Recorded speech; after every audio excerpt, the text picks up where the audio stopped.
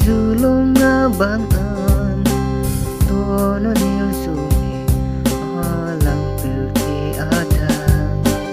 bir takimitan non munit sitong an panoning hang abang an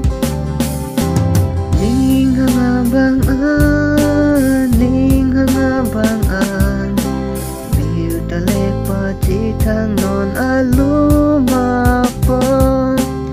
uwa hemang tujo wirabang apa ning hang abang an bang non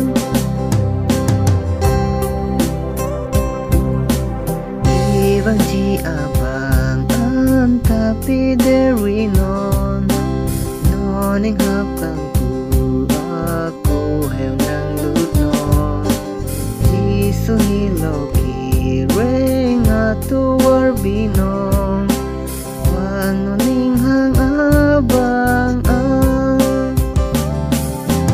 ning hang abang an ning hang abang an bir talepa chitang non alumapang uwa hemang tuto wirabang apang wano ning hang abang an ning hang abang an alang kichat aso ning hang abang an kai kia kititong ning hang abang an kireng tu jelong po